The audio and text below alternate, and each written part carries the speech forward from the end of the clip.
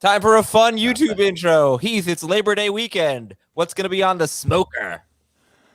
Well, I smoked wings just a couple of days ago, midday, while trying to do all the fantasy football things because it was my son's birthday, and his birthday gets ruined every year. So I don't know that I'm going to smoke anything this weekend. Sheesh, multitasker Boy, over is there. that disappointing. Well, Dave, give us some better news. A fantasy team that's awesome. I just drafted my keeper league team. I'll give you the starting lineup and the two best players on the bench. Kyler at quarterback, DeAndre Swift and Rashad Penny at running back. Wait, it gets better. Tyreek Hill, A.J. Brown at wide receiver, Mike Evans in the flex, Kittle at tight end. On the bench, DK Metcalf and Chris Godwin. I don't know how it happened. But everybody likes that team. Yeah, see, don't go RB heavy. All right, good job. And hi, Jamie. Hero. I took a hero RB. Yeah, hero RB. Jamie, you have great hair. Thanks, bud. And you got a haircut. I did. You look great. Our good friend Kelly. All right.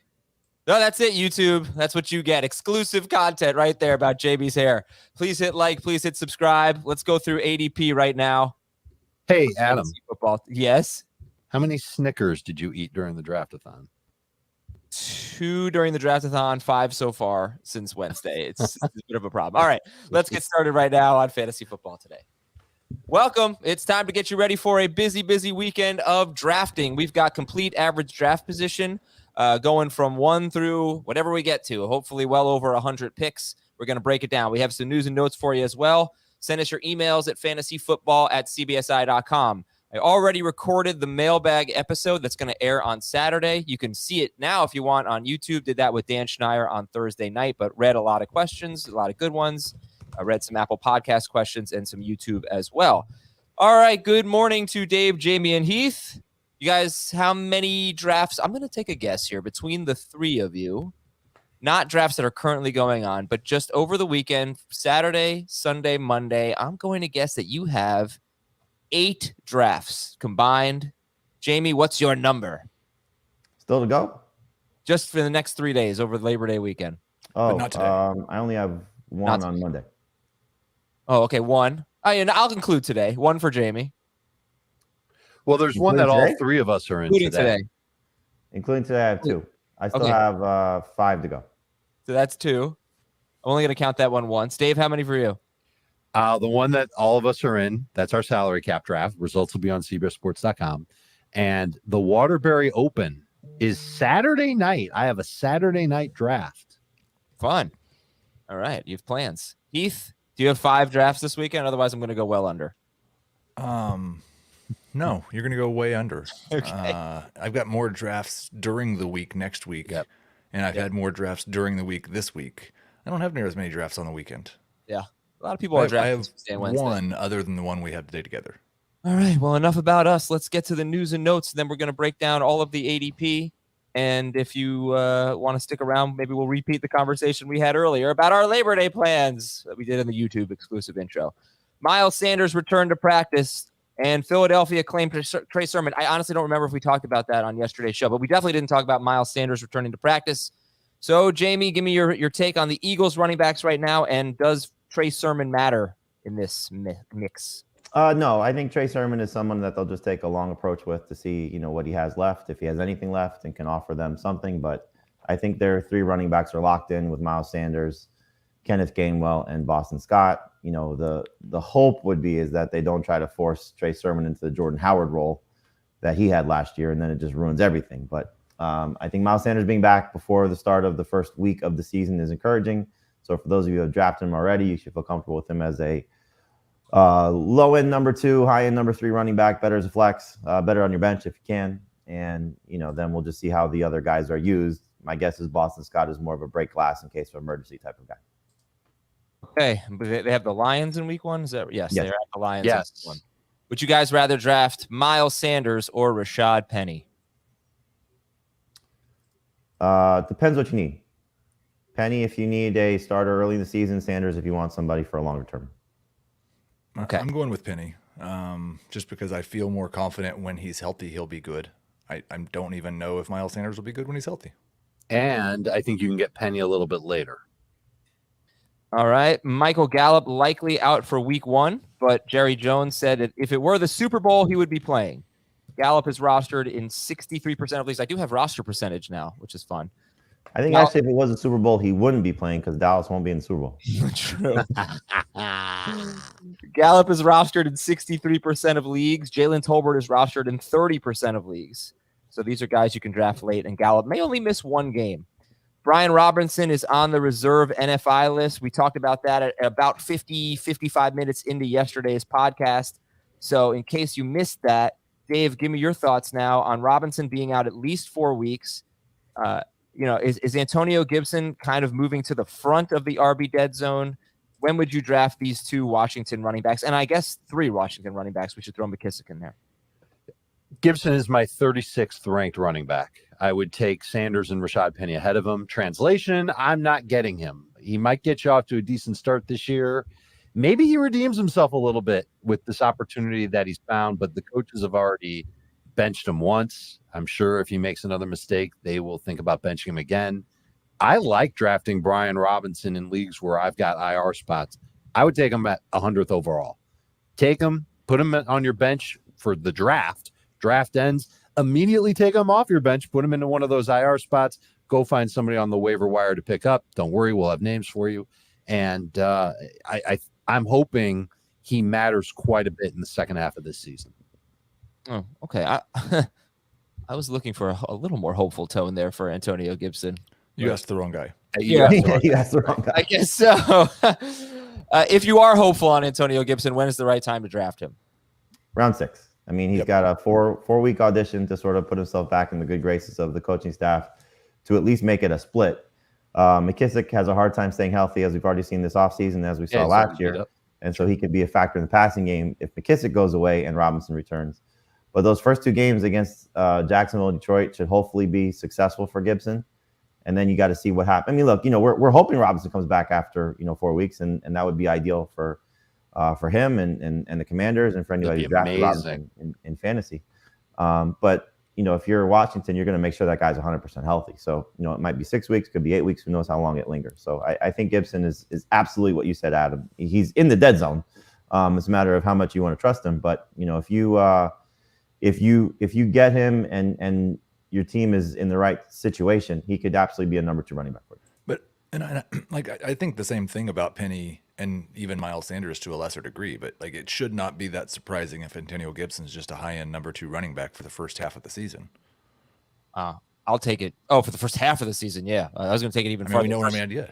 First 2 weeks of the season, I mean, he could be just an absolute number 1 running back with Jacksonville and Detroit on the schedule. But and J.D. McKissick, by the way, is only rostered in 47% of leagues. He was pretty inconsistent last year, and it kind of seemed like I feel like he had his good pass catching games when we weren't really expecting it. But J.D. McKissick is someone that you can draft as well. All right, next news item. Head coach Mike McDaniel for the Miami Dolphins is very, very, very confident that Jaylen Waddle will be ready for week 1. They have the Patriots in week 1. Buffalo wide receiver Isaiah McKenzie is dealing with an injury. His status for week 1 is unknown. I don't think that's going to change his sleeper status. You don't have to draft Not at all to be starters week 1 anyway. Eno Benjamin may have secured the number 2 running back job for Arizona. Let's go ahead and check Eno Benjamin's 6% rostered. All right. And I'm going to throw out my Philip Lindsay from 4 years ago, whatever it was. I'm going to throw out Jonathan Ward. I don't think Eno Benjamin, I haven't seen anything that suggests to me that he's anything special. Darrell Williams is just a guy. I'm going to say Jonathan Ward could be not someone I'm drafting. But if it happens, remember who said it first. What if it's just James Conner's good? I said it on the show that's airing tomorrow. James Conner is my biggest FOMO. I don't have any James Conner. He and Justin Herbert. Stays healthy, he could just be a monster. Yeah, he and Justin Herbert. I'm going to make a point to draft them in an upcoming draft because we have a salary cap draft. You can just make sure that you do. I'm not in it. Oh, that's wow. Yeah, What a bum. I turned it down. What a bum. I'm The sorry. best way to pick a team. And Adam wants no part. I wouldn't even be opposed to doing the draft if someone could play the team out for me, but I assume you've already filled the league. So, Yeah, all right. you're out. Next up is Kenny Golladay has been running routes with the stiffness of a mannequin, according to ESPN's Jordan Renan. I thought this was the news section. I think we've all seen that. Well, the question here, Dave, is what was a better 80s movie, Mannequin or I wasn't prepared for this. Weekend at Bernie's. Is that an 80s movie? Oh, Weekend at Bernie's was better. Mannequin had Mannequin had its moments. 80s? I don't know if it was, Heath. I may have choked on that. I don't know. Which one? I think it was early 90s, but I could be wrong. Weekend at Bernie's? It's all the same. We're old. Mannequin was definitely 80s. Weekend at Bernie's may have been 90s. Tennessee signed wide receiver 1989. Well done, Adam. Tennessee signed Josh Gordon. Houston signed O.J. Howard. Those don't matter, do they? I don't think so. All right. You know about the draft-a-thon. How about the tank-a-thon? The Giants keep on tanking. They released linebacker Blake Martinez. I shouldn't say that they're definitely tanking, but they're probably tanking. I hope he catches on quick. They don't have a choice. Spot that's as good as the one he had, because I'm counting on Blake Martinez in some IDP leagues. Yeah. He's one of the biggest tackling machines in football. He's 85% rostered in leagues that start IDPs, Blake Martinez. Tate Crowder now becomes a guy who was not bad last year in that format for the Giants, now becomes someone you might want to consider.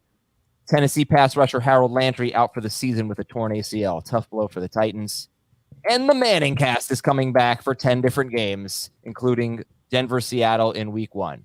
Let's do some ADP review. This is why you're here. All right, we're just going to give you our thoughts all throughout the draft on the best and worst values. I think we'll go 6 at a time since it's hard for you to remember every name. So the first 6 picks on CBS Sports ADP, this factors in all different types of formats. So non-PPR, half full, all that stuff. Jonathan Taylor, Derrick Henry, Austin Eckler, Christian McCaffrey, running back, Kupp, and Dalvin Cook. Taylor, Henry, Eckler, McCaffrey, Cooper Kupp, and Dalvin Cook. Dave, your thoughts on the first 6 picks, 5 running backs, and Cooper Kupp 5th overall. Is it normal for Christian McCaffrey to have an ADP of 5? Are we seeing that anywhere else It's all you, Dave. That is all you. I would love to take him at 5. I never get the chance. That's where you have him ranked, right? I've got him 4th. So in full PPR, I have him 4th. I would totally sign off on this. I think McCaffrey's worth that type of risk. If Taylor and Henry and Eckler are off the board, I think they're safer. That's why I would take them out of Christian McCaffrey. You guys have done a great job all month long explaining what that grand upside is for McCaffrey. Anybody who can remember his 2019 season can also recall what his upside is. But I'm not on board with taking him ahead of Taylor, Henry, and Eckler. Overall, though, 5 running backs, 1 wide receiver with the first 6 picks in whatever order you want to take them. That looks pretty good, right? It's normally what you'll see. Yeah. I think over time, I've seen a little bit more Jefferson over Kupp because of the Stafford injury. And I don't know. I don't want to take like 2 or 3 leagues that people have told me about and make this, representative of the thousands of leagues that are happening. But I'm seeing a lot of McCaffrey at number 1. Yeah, and I think like Jefferson's over Cook on both ESPN and Yahoo. So over Jefferson over Cook, I think, is more common in leagues where there's more PPR leagues, I think. They are back-to-back on Fantasy Pros ADP, and Jefferson is ahead of Cook in the top 6. Top 6 on Fantasy Pros is Taylor 1, CMC 2, then Eckler, not Aukler. What the hell was that? Derrick Henry 4th, and then the 2 receivers. Eston Aukler, star. Eston Aukler. All right, so back Let to me interview him next time. I'd be great at it.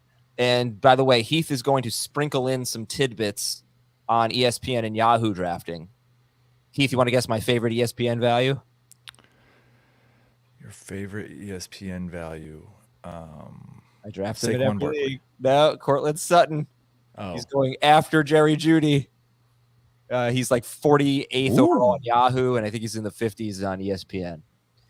All right, so that's juicy. 7 through 12, I know. Najee Harris, Josh Allen, we would never do. Joe Mixon, Justin Jefferson, Jamar Chase, and Alvin Kamara.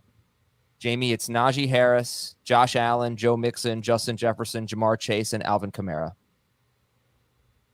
Love Kamara's value. I mean, as long as there's no suspension, he's going to be awesome. And, I think we're going to look back and say we should have drafted him in the middle of the first round, maybe instead of the back end of the first round or the second round.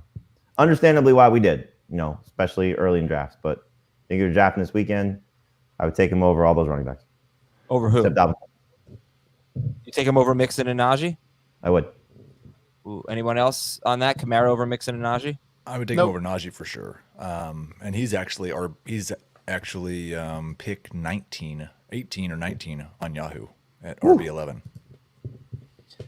Schneier and I were talking last night, and I know you're going to hear it tomorrow, but I think it would be a good topic for you guys here. He asked me why I took Aaron Jones over Leonard Fournette in the Draftathon draft. I couldn't come up with a good answer. Why isn't Leonard? Yeah, there isn't one. Why isn't Leonard Fournette a first-round pick after what he did last year?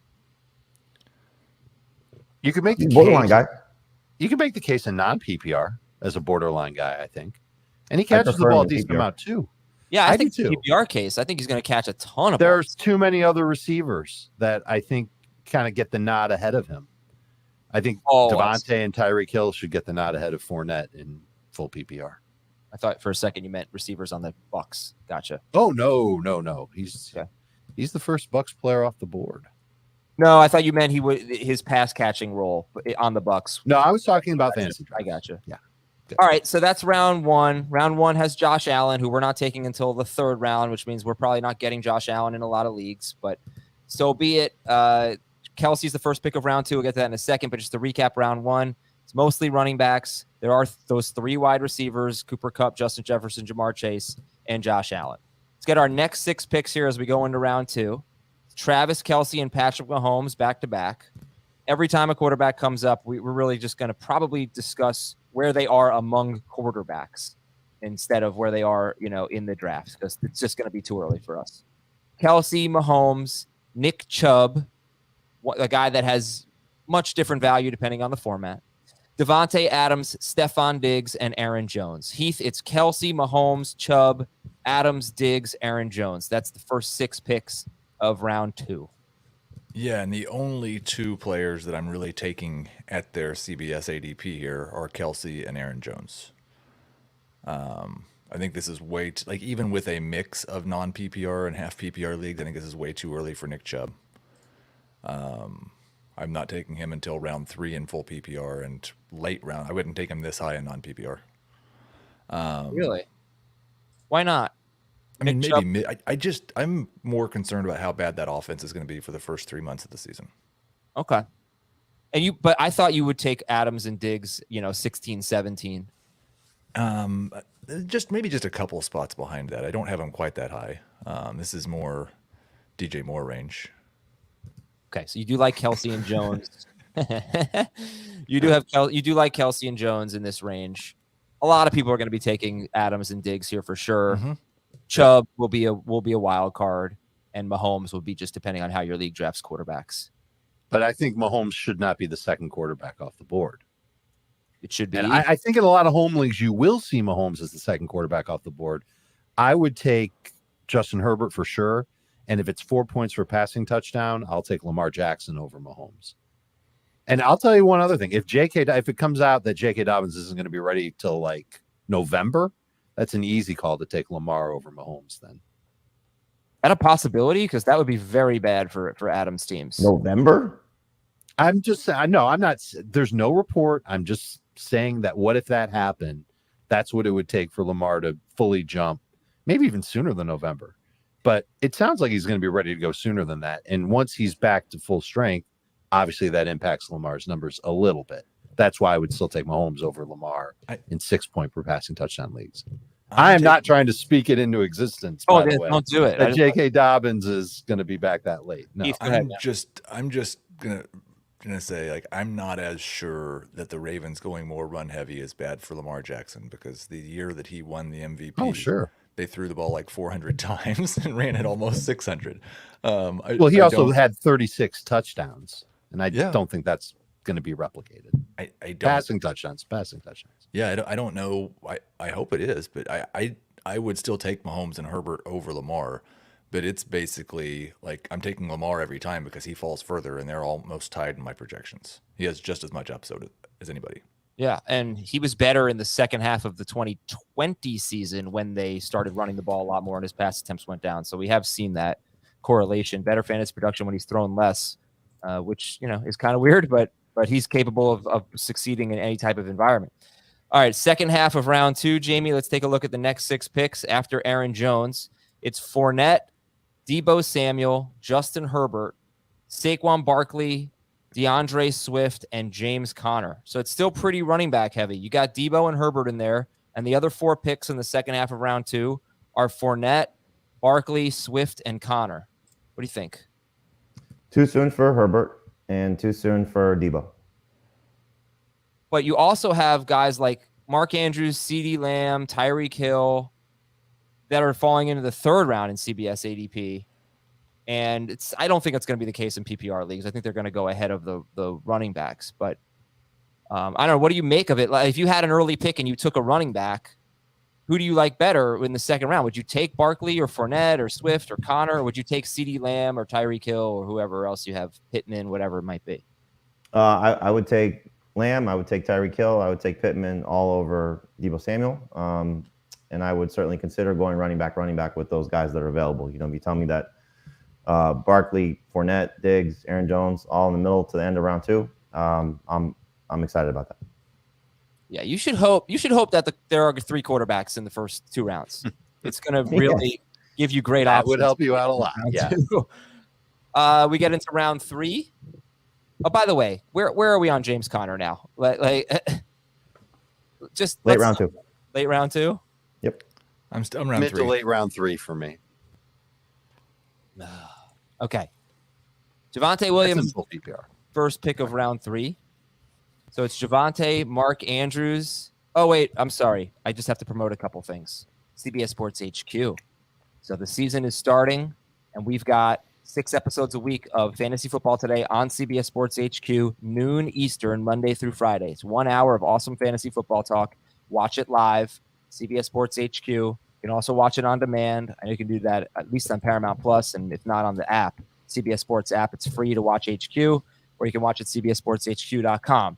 So check it out. And also not just for fantasy football, but for all sports coverage. It's 24/7 sports coverage. There's gambling content on there.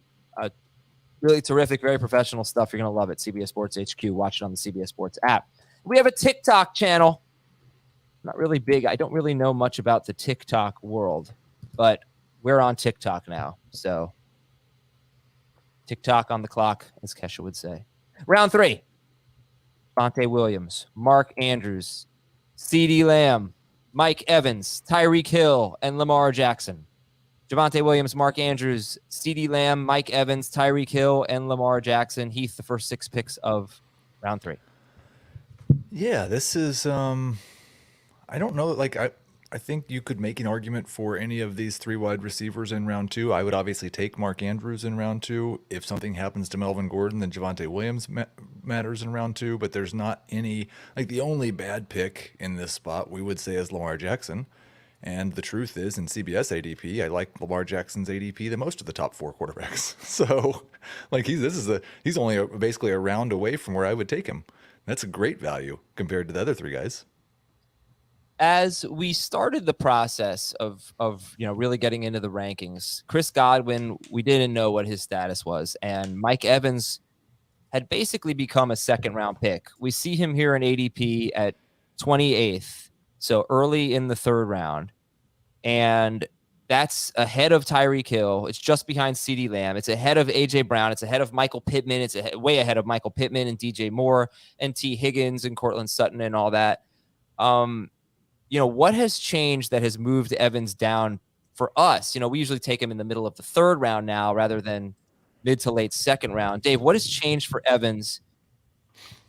Godwin is obviously part of it, but also I feel like we as a group have gotten more excited about some other wide receivers and moved them ahead of Evans. How do you see it? It's skewed younger. Michael Pittman has great upside, so I'd rank him ahead of Mike Evans. DJ Moore, I understand the case for DJ Moore ahead of Mike Evans, although I think Evans might score twice as many touchdowns as DJ Moore this year. And Mark Andrews, I think, kind of makes that list too. I think people have started to gravitate toward Andrews, A, because of the Dobbins injury, and maybe that means the Ravens throw a little bit more. B, because they want to be covered at tight end, and they know that there's really only 3 tight ends that they can look at and say, all right, these are true difference makers, guys that are going to give me a huge edge, and Andrews is one of them. So people reach a little bit for Andrews, and I totally get that. I also think that Evans' stock went down because they signed Julio, because he had a hamstring injury. And I really think there's still this weird cloud over all the Bucs pass catchers because Tom Brady was absent for 2 weeks and no one knows why. I'm really comfortable with Tom Brady being back now. I thought he looked fine in their preseason game. I hear he looks great in practice. Evans is back now. He's fine. I don't think he's going to be particularly affected by Julio Jones. I think he's going to have a chance to play the majority of the year. I'm not worried about the hamstring slowing him down. I think he's a great pick in round 3. I'm looking for him in round 3 every time. Okay.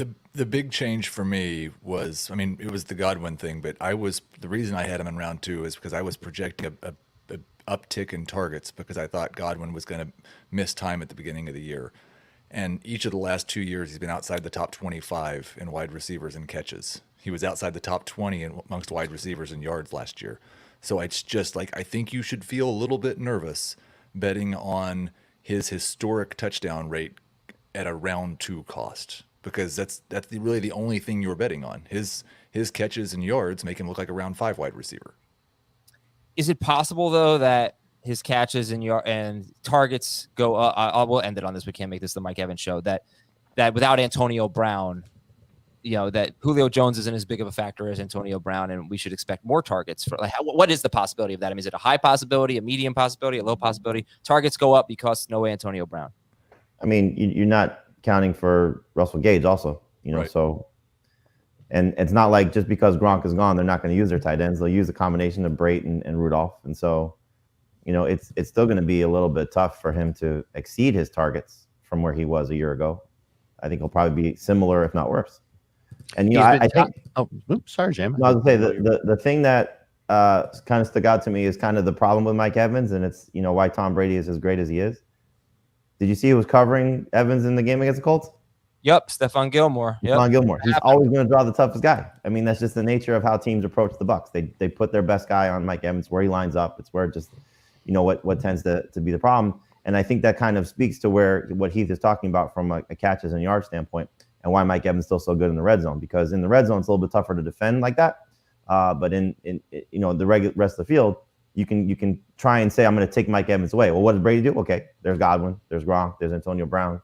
This year will be there's Jones, there's Gage, there's Rudolph, there's Brate. So Evans will still be very, very productive. I mean, you can pencil him in for 1,000 and probably 8 as a floor. It's a matter of, will he get to 1,200 and 12? And that's what you're hoping for, I think, if you're taking him around 2. He's been top 16 or better in PPR points per game 5 of the last 6 years. And obviously each of the last 2 with TB12 there. Is it top 16? Top 16. Which I think only one of those years.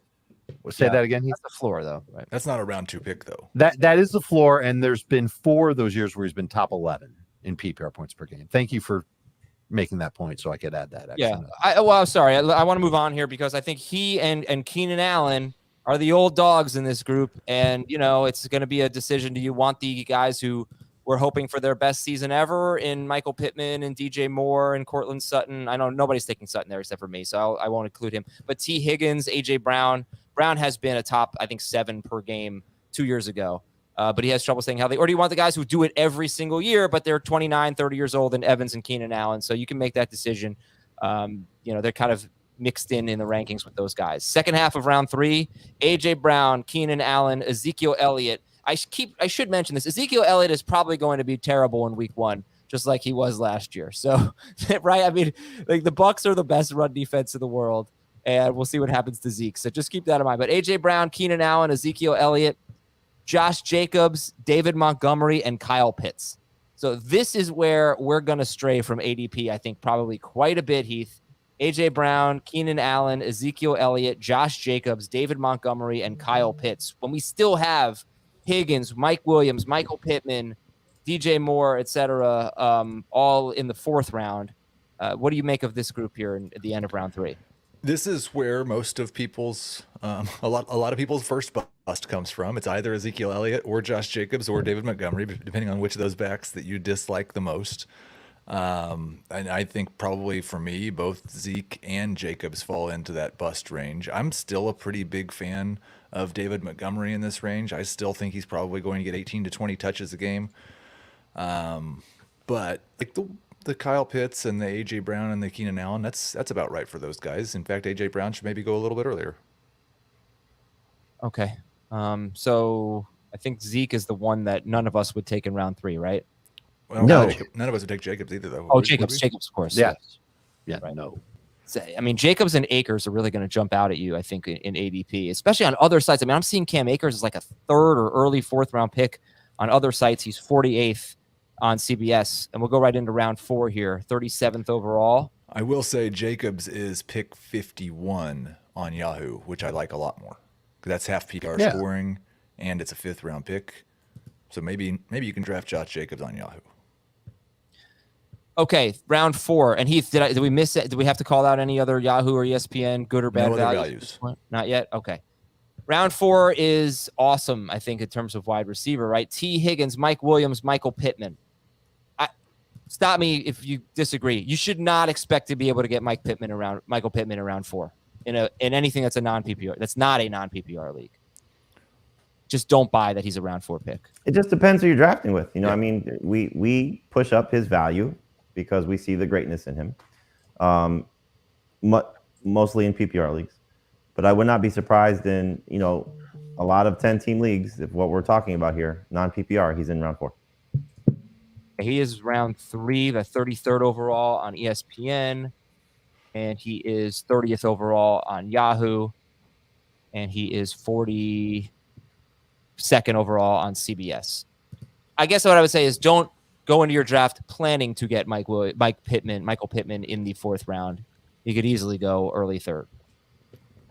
So it's Higgins, Mike Williams, Michael Pittman, J.K. Dobbins. Too soon, right? 40th. Too soon. Yeah. Unless news changes, like he's in full pads, he's practicing with the team, gives a big thumbs up, then he belongs here. If not even maybe a shade higher. I'm not far from that in non-PPR. Sure. Yeah. And then Jalen Hurts and Tom Brady are the next 2 picks in the first half of round 4. So real quick on Dobbins, both Kenyon Drake and Mike Davis are barely rostered. I don't even think they're 20% rostered. Who would you guys take? You might have a week 1 starter there. Who would you take, Mike Davis or Kenyon Drake? Drake, but I don't feel good about it, and I hope that's not my week 1 starter. Yeah, if we find out Dobbins is out, I don't know if anybody outside of like a 14-team league is starting one of those guys, or at least should be. Hopefully you drafted a better team than that. They're at the Jets in week 1. They're 7-point favorites, so I could see it. Yeah. Right, but it's trying to figure out which one's going to be the better of the two. Is the guy who might be more talented in Drake, but doesn't know the team, or is it going to be the guy who they've been leaning on, but obviously is proven to be flawed? So it's not going to be fun to try and figure out which is the better of the two if there is no Dobbins. And even with Dobbins, I mean, it's hard to say Dobbins is going to get enough touches that he's going to matter. It could just be, hey, he's ready to go. He's playing 12 snaps. All right, so the first half of round 4 is Higgins, Mike Williams, Michael Pittman, J.K. Dobbins, Jalen Hurts, Tom Brady. The second half of round 4, we get another tight end. We get Breece Hall, then George Kittle, then Cam Akers, Kyler Murray, DJ Moore, and Travis Etienne. Yeah, obviously DJ Moore would be great there. So it's Breece Hall, George Kittle, Cam Akers, Kyler Murray, DJ Moore, and Travis Etienne. And I would say I only see two players here, Jamie, that I feel like you guys would take if they were available in the second half of round 4, and that would be DJ Moore and Travis Etienne. What about Hall, Kittle, Akers, and Kyler?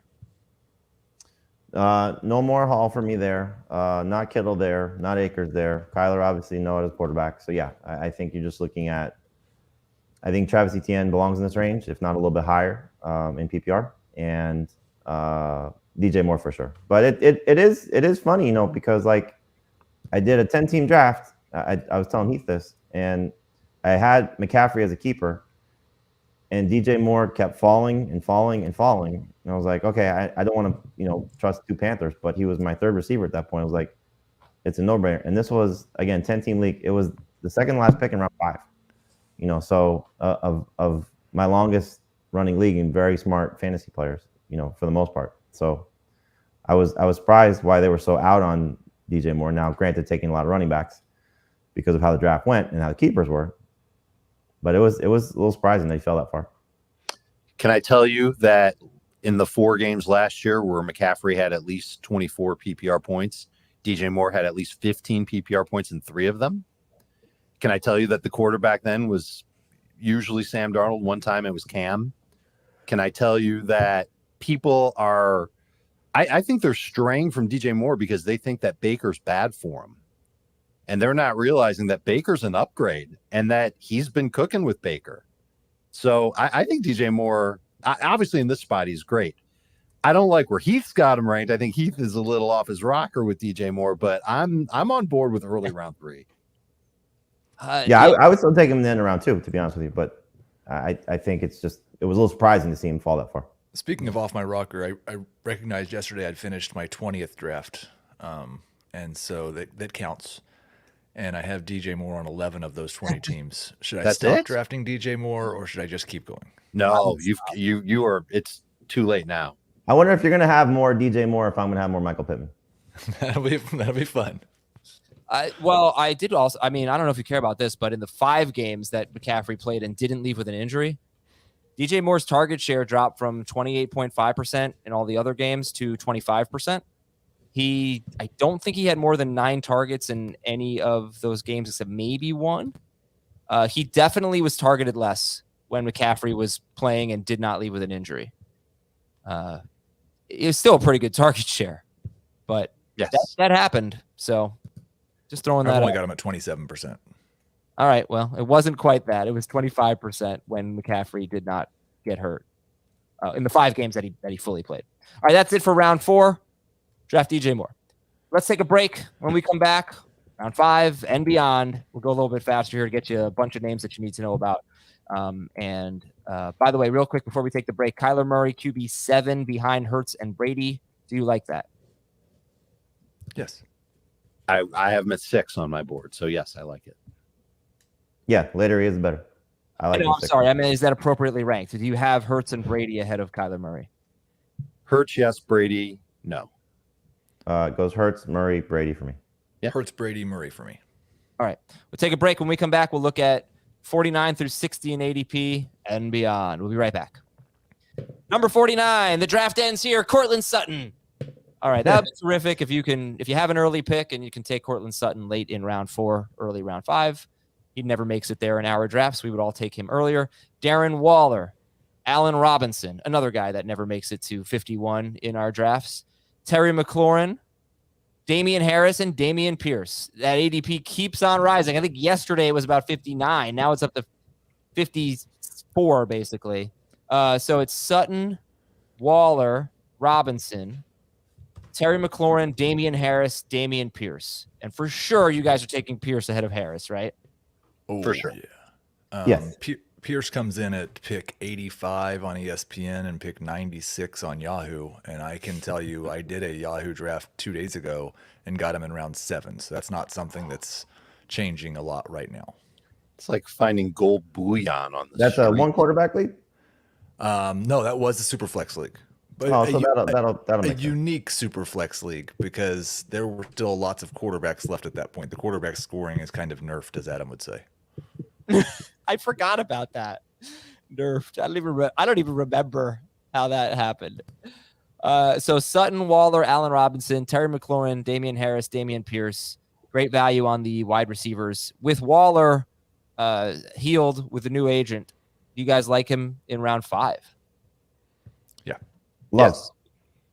Would you rather have Waller in round 5 or Schultz in round 6? Waller.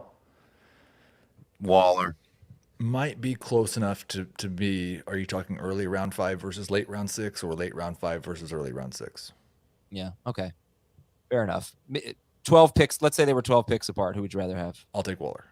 All right. Second half of round 5. Jaylen Waddle. I'm just going to stop right there. Is this the right time to take Jaylen Waddle? Nope. End of round 5, I'm fine with. Man, that's quite a fall for him. Still not. Okay, so Dave says yes, and Heath is kind of there, and Jamie says no. Jaylen Waddle, Joe Burrow, Elijah Mitchell, Chris Godwin, DK Metcalf, and AJ Dillon. That's round 5, the last 6 picks. Jaylen Waddle, Joe Burrow, Elijah Mitchell, Godwin, Metcalf, and Dillon. Dave, we're definitely taking Dillon over Elijah Mitchell, right? No, I don't think that's a definite at all. I think that that's a close call. I think that's a decision that people are going to have to make. I was reminded this week of how many times multiple running backs finished top 20 on a per game basis in the same year. And it's rare. It doesn't happen that often. So I'm trying to cool it a little bit on AJ Dillon. I would take him ahead of Elijah Mitchell. I think it's close. And I agree with this ADP. But I can no longer say that he's worth like a top 50 pick. And I was saying that before. I was referring to him as the gatekeeper to the dead zone. I don't know if he's quite that. If I'm that strong on him anymore.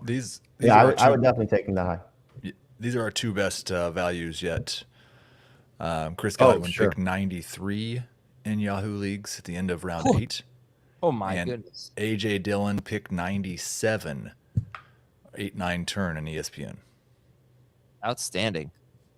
Are we feeling better about Elijah Mitchell at this point to make him a round 5 pick? I'll say yes. Better and yet, a lot of round 5, no way. I've got him in the very beginning of round 6. So I'm comfortable taking him, promising myself that I'll take Jeff Wilson with my last pick.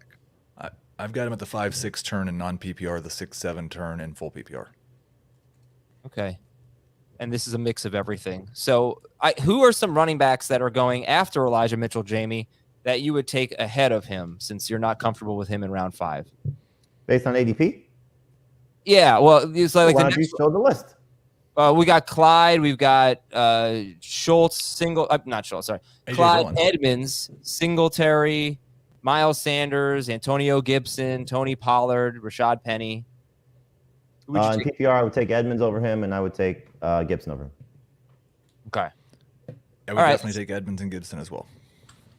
Go to round 6 then. Starts with Aaron Rodgers. Aaron Rodgers, yeah, going ahead of Russell Wilson. We don't like that. Rodgers, Gabriel Davis, Brandon Cooks. Heath, who you taking, Gabriel Davis or Brandon Cooks? I only have them like 25 spots apart in my rankings. So it's very close. I have to flip a coin usually when it comes to that. But I will take Brandon Cooks, and everybody will say Brandon Cooks doesn't have near as much upside as Gabe Davis. He certainly does. He's top 20 basically every year. Has never finished higher than 12th per game in full PPR, but he's finished around there many times. Last year, though, where was Brandon Cooks last year? I don't think 24th. 20. Oh, okay. I was going to say 24th last year, 17th the year before that, 71st in 2019, and then 21st in 2018. Okay, so it's Rodgers, Gabriel Davis, Brandon Cooks, Clyde Edwards-Helaire, Marquise Brown, and Deontay Johnson. What a fall for Deontay Johnson. Yeah, his Steal. value hasn't recovered yet. That's a steal. Round 6. I think he's a 3-4 pick in full PPR. Well, I will say done the 180. he was rising before the shoulder injury. And so the draft this week has sort of dropped him a little bit. And I think it's another one that's Dave's fault. Dave called him a bust for like 2 months this summer, and everybody stopped drafting him. Blame me. Blame Canada. Just go ahead and read our analysis in May, and then never look at fantasy football content again. Go ahead. That strategy will work out great. No, he's looked good when he's played. He got hurt in the preseason game, but Tomlin indicated that if it were a real game, he'd go back in. So I don't think the shoulder's a real serious thing. The offensive line sucks. Quarterbacks have managed around it so far, and I'm optimistic that his efficiency won't be as bad as it was with Roethlisberger the last year and a half. All right. So, I mean, I think what you're going to see in average draft position coming up, and I know I'm a bit of a broken record about this stuff, is wide receiver value. That's just really terrific. And I guess my question for you is, should fantasy managers think that this is legit, that they can really get Deontay Johnson in round 6? And the reason why I'm asking this, because I know, Heath, what you're going to say is we should pay attention to ADP, but this is a mix of all formats.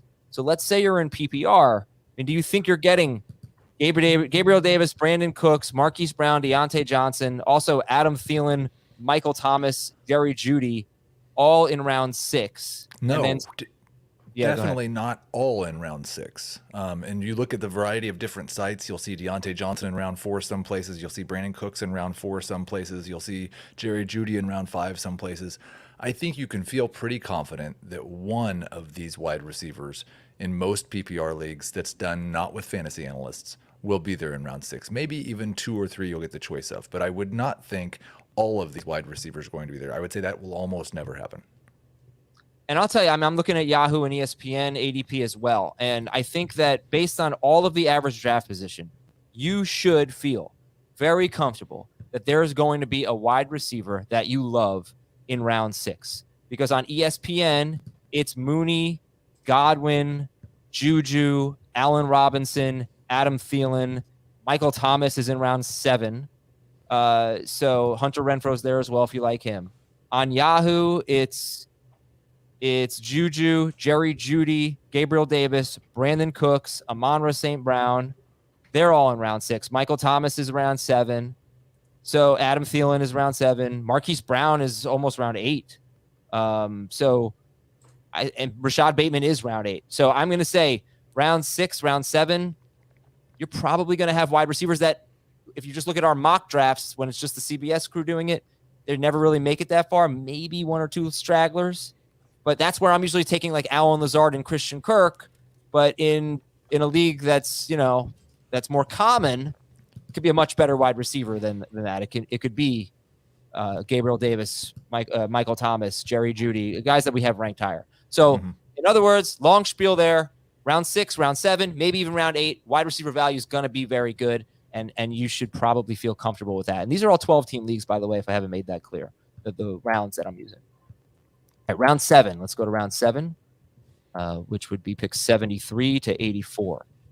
And we've got – oh, I'm sorry. I never read the end of round 6. The last 6 picks of round 6 are Dalton Schultz, Adam Thielen, Michael Thomas, Russell Wilson, Jerry Jeudy, and Matthew Stafford. There's another receiver value. 2, actually. Thomas going at the end of round 6. I think he's worth a round 4 pick. Looks like he'll be ready to go to start the season. Jeudy is around too late here. This is the end of round 6. He should be closer to the end of round 5. Has Michael Thomas practiced this week? No, he hasn't practiced in maybe a couple weeks, but it appears he's on track to play. Well, so that's the part I'm struggling with. Like, why do we think that if he's unable to practice? I believe I saw a report. I saw a report when I drafted him yesterday in our Superflex League. The latest update on him is that he's expected to be ready for week 1. So they think he's going to practice next week? That's the athletic report you're talking about from like a week ago, right? Yes. No, this is a tweet from Jeff Duncan yesterday. Hearing positive news on the Michael Thomas front for the Saints. Will be surprised if he's not in the starting lineup versus the Falcons in week 1. Thomas has been sidelined by a hamstring injury. We're seeing a lot of players with hamstring injuries not practice, and I think the whole idea is to just let it rest. They know what they're doing, and they'll all be full go for week I would 1 like Sunday. really very much like a list of those guys and for us to see how they do the first month of the season. Okay. Well, Thomas is on that list. Jaylen Waddle, I believe, it's a hamstring for him. But Heath, even if, on the list. Debo's got a knee. You still think it's a good discount, though, right, into round 6 for Michael Thomas? What I'm trying to decide today, and I updated my rankings last night and pretty much every night now, but I'm really struggling with the Michael Thomas, Jaylen Waddle combo that I have in the mid-20s at wide receiver in round 5, and the guys I have right behind them, which includes Adam Thielen. I'm actually, and Jerry Jeudy, and DK Metcalf, and Marquise Brown. I kind of want to move those guys ahead of these guys that are not currently healthy enough to practice a week before their first game. Okay, well, look, I think it's pretty defensible, and a lot of people are doing it based on ADP. Let's go on to round 7. Round 7 is Devin Singletary, Dallas Goedert, Dak Prescott. Jamie, I think you call this your favorite pick in the draft, actually, the Bills DST. I've never been happier. Cordarrelle Patterson and Miles Sanders. This is a straight up barf group of 6, not all of them. I mean, Goddard's good, but Singletary, Goddard, Prescott, Bills, Cordero Patterson, and Miles Sanders. Overall, pretty barfy. Jamie, what's your take? Like, who's a good value here? Let me see the list again. Singletary, Goddard, Prescott, Bills, DST, Cordero Patterson, Miles Sanders. Goddard is a good value there. I mean, Sanders is not horrible. Just when you start to look at the running back value that's coming off the board, same thing with Singletary. Both those guys are okay. But you just kind of know what you're getting. You're potentially getting a lot of empty carries if they're not going to be, getting the goal line opportunities that we love and the receptions that we love. It just could be trap backs, and that's ugly. But Goddard, I think, he's top 5 upside at tight end. The next part of this round though is got some ridiculous values. Yeah. All right, let's do it. So the last half of round 7, picks 79 through 84, are Juju Smith-Schuster, Antonio Gibson, Alan Lazard, Tony Pollard, Rashad Penny, and Rashad Bateman. And then Gibson's going to jump 20 spots by Monday. He's still got a down arrow next to him. I don't know what to make of that. Juju, Gibson, Lazard, Pollard, Penny, Bateman, all in the second half of round 7. Is there any bad value there? No. I mean, I'll tell you, Gibson's a bad value, but I feel like I'm nitpicking it if I'm saying that it's a bad value at the end of round 7. I do like other players better. I think I have every player besides Dallas Goedert in the first half ranked lower than we were being drafted, and every player in the second half of this round ranked higher than where they were being drafted. Yes. Okay. So then, I think round 8 is going to be kind of similar. Good values here. Round 8 is Kareem Hunt, Chase Edmonds, Dawson Knox. That's too early for us, and he's moving way up. He's up 12 spots. Hunt, Edmonds, Knox, Darnell Mooney, Devontae Smith, and TJ Hawkinson. That's the first 6 picks. One more time. Kareem Hunt, Chase Edmonds, Dawson Knox, Darnell Mooney, Devontae Smith, TJ Hawkinson. Dave, what do you like this? Mooney, what a steal. If you're getting Darnell Mooney at basically 90th overall, I think he's worth it around 60th overall. I think he's still going to have a very nice target share in Chicago, encouraged by how Justin Fields threw in the last preseason game. Should be the number 1 guy there. Is Edmonds in this group? Yep. Yeah, he should be higher too, especially in full PPR. He's got a chance at a career year. I've talked about this. Jamie's talked about it even more, where I think he can get to 1,000 total yards and 6 touchdowns, and I think he can get 60 catches on top of it. I wonder if Jamie and Heath are even more bullish on Edmonds than that. But I'm good taking Chase Edmonds at least 20 spots higher than where he is in this ADP. I think the thing for Edmonds, I agree on the reception total in that range. I don't know if we'll get quite there. What was the range? Yeah. What was the range? I said 60. His career high, I think, is 53. Okay, Jamie, what were you saying? And I do think the total yards is within range if Mostert is healthy. If Mostert is hurt and misses time, then I think he could be maybe north of 1,200 total yards, because of what he should be able to do carrying the ball. My biggest concern with Edmonds is how much is Mostert just going to take, the first and second down work for the majority of the time that he's healthy. Now Mostert's 29 and he's 30 and hasn't been healthy ever. So that's the gamble you're taking with him. Okay. Couple of values from the last couple of slides. Chase Edmonds is actually picked 98 in round 9 on ESPN. And at pick 106 on Yahoo, we have Alan Lazard. Oh, all right. Okay, so I guess I gotta be a more Yahoo draft. You said Yahoo, right? Yeah. Yahoo for Alan. Well, have any of you drafted on Yahoo yet?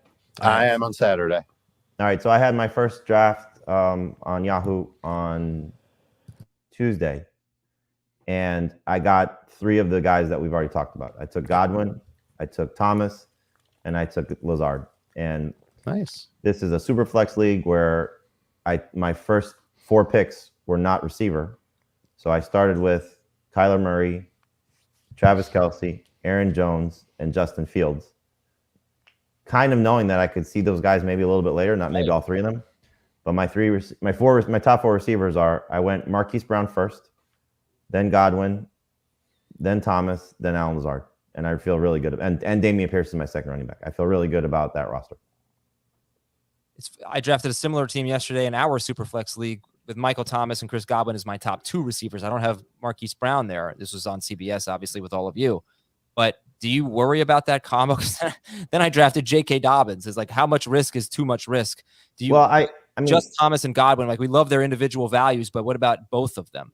Yeah, no, I again, it's, are you drafting for week 1 and week 2, or are you drafting for the season? And I think that's kind of how you have to approach when you take some of these guys, when you draft, Breece Hall, when you draft, AJ Dillon, anybody that has a potential hiccup to start the season until you kind of see it unfold. I got a question on a radio show this morning. Week 1, who would you rather start? AJ Dillon, J.K. Dobbins, Adam Thielen, or Alan Lazard? And I said the 2 receivers. It just feels like those 2 are just much safer right now than the 2 running backs, knowing what they're dealing with. And so, I think it's just a matter of how you approach it. Like, I may struggle week 1 because Thomas and Godwin aren't 100% or even playing.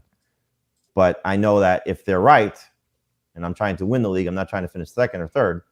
If they're right, those are 2 top 10 caliber receivers, along with the quarterbacks I have, the number 1 tight end, and a group of running backs I feel pretty comfortable with. So we'll see. All right, we're going to finish up here round 8. We did Kareem Hunt, Chase Edmonds, Dawson Knox, Mooney, Devontae Smith, and TJ Hawkinson. How about Melvin Gordon, Derek Carr, Amari Cooper, Amon-Ra St. Brown, much lower than I expected, Zach Ertz, and Ramondre Stevenson. So it's Melvin Gordon, Derek Carr, Amari Cooper, Amon-Ra St. Brown, Zach Ertz, and Ramondre Stevenson. Stevenson going several rounds after Damian Harris. Damian Harris was round 5. Stevenson is the last pick of round 8. So, Heath, any thoughts on Gordon, Carr, Cooper, St. Brown, Ertz, Stevenson? I like most of these values except for the quarterback and the tight end. This is not later, or a lot later than I would take Melvin, but I'm happy to take Melvin Gordon in this range, and I end up drafting him a lot because he goes even later than this. I don't think there should be any separation really between Damian Harris and Ramondre Stevenson. This Hawkinson ADP, by the way, I know he was in the last group, but I'm just looking on ESPN and Yahoo, and he's a top 70 pick, whereas Hawkinson is 90th on CBS. So I've seen him fall past 100th, and I've taken him when I already had a tight end. Couldn't resist. All right, let's go to round 9. It is Cousins, Lance, Justin Tucker, Elijah Moore, DeAndre Hopkins, and the 49ers. You know what? Instead of going round by round here, I don't think we should necessarily focus on the quarterbacks. You all know how at this point how we feel about Trey Lance. Yeah, this is the spot for him. Yeah, but if you're aggressive on Trey Lance, then you need to draft another guy. And you might even go earlier than this. Like I had always gone earlier than this on Lance to ensure that I got him, and then I follow up with Cousins or something, or with Carr, or with Stafford. But we have like Elijah Moore, 100th, DeAndre Hopkins, Christian Kirk is still here, Hunter Renfrow, Brandon Ayuk. Could these guys be, obviously not Hopkins, but could these guys be your number 3 wide receiver? We'll start with St. Brown at 95th, and then Elijah Moore, Christian Kirk, Hunter Renfrow, Brandon Ayuk. Are these number 3 receivers, Dave? Scoring matters, but yeah, they absolutely can be. Kirk is criminally low here, 104th overall. I've got him closer to 75. I think that's in full PPR. I think he's going to get a lot of targets and a lot of catches in Jacksonville. They didn't give him so much money that it reshaped the wide receiver landscape for contracts in the NFL to just, throw to him 4 times a game. They love his speed. And they're probably going to be passing quite a bit in Jacksonville. We've been talking about that too. All right, Heath, I think I'm just going to give you some names that are not quarterbacks, kickers, and DSTs. Okay. That are coming off the board. You got Gesicki, 108th overall. Yeah. Too early, right? Yeah, no. Gross. Ken Walker, though. Ken Walker, Ken Walker, James Robinson, James Cook, Brian Robinson. Not a bad group after pick 100. Ken Walker, James Robinson, James Cook, Brian Robinson. Yeah, I think the only one I have ranked in my top 100 is James Robinson, and he's at 98th. But there's plenty of upside in this group. This is the point where you look at your running backs and you like your starters, and so you're just looking for upside to put on the bench that you hope could pan out at some point in the season. Or you just skew from ADP and take a guy that should be in this range, and that's Nyheim Hines. Yep. Then we've got George Pickens and Drake London. So we got some rookie wide. We haven't had a rookie wide receiver yet, have we? No. All right. So how many rookie wide receivers are you guys taking in the top 100? None of them are going in the top 115 in CBS Sports ADP. London and Pickens are the first ones off the board, just inside the top 120. Jamie, how London many? is such a steal. My God. What about? Do you like him better than Pickens still? Yes. So it's funny. You asked how many in the top 100. I have London at pick 81. Don't usually take him until round 8. But then pick 100, I have Dotson. 101, I have Pickens. 103, I have Burks. 104, I have Wilson. 109, I have Tolbert. Like that round 9, round 10 range is where I love all the rookie wide receivers. Okay. All right. So get some. And then Dave, I don't know, we could just finish off any more great values. Tyler Algier, Kenneth Gainwell, Darrell Henderson, Traylon Burks way down there, Michael Carter, all the handcuffs. But there's some pretty solid. Where's Khalil Herbert? Late. 100. Jameer White's a steal. Yeah. White's a steal. Both Whites, Jameer and Rashad. Khalil Herbert is one of my favorites. You said Darrell you can Henderson. get him Right? at 150. I said Darrell Henderson, yeah. Yep. There's also Kadarius Toney, Michael Gallup, Marquez Valdez-Scantling, Julio Jones, Chase Claypool. One of my favorite guys has no ADP data. Who's that? Josh Palmer. Josh Palmer, yeah. He goes mega late. You know what? Just refer to the sleepers stories. Isaiah Pacheco's also in here. Would you guys rather have Isaiah Pacheco or Darrell Henderson? Henderson. Pacheco or Alexander Madison? Madison. It's still Madison. Yeah. Pacheco I would or take Jameer White over Madison, though. I'd take Mostert over Pacheco. All right. How do you guys feel about Tyler Algier and some of the names we just mentioned? Same mix. Be patient. The Good value. Be patient. Yeah, the thing that I really like more about Algier, I've got him ahead of most of these guys, is that I do think he has the clearest path to just take 15 touches a game without an injury. All right. That will do it for our ADP review. Good luck, everybody. We do have some more draft tips for you on the Saturday episode that's already been recorded. And plus a lot of your emails, Fantasy Cops, fun show that I did with Dan, talked some TV. We were asked for our top 2 football movies, so you'll get that. And that's it. On Monday, we have a normal show. Enjoy Labor Day. I hope I can catch up on House of the Dragon. That's my big goal. Go kick some ass. How many have you seen? One? Oh, still only one. You're all caught up. You got both of them. Yes, I'm caught up on the 2. Good for you. Good for you. I'm gonna binge watch one episode tonight and then one more on Sunday, hopefully. What did you think of I won't say what it was, but the scene in season 1, in episode 1? The scene in episode 1? Gut wrenching, you had to turn your head scene. I swear. I'll talk about it out there. I swear. Okay. I don't even remember. All right. We'll be back on Monday, everybody. Actually, sorry. Mailbag on Saturday. Then we'll be back on Monday. Have a great weekend. Bye.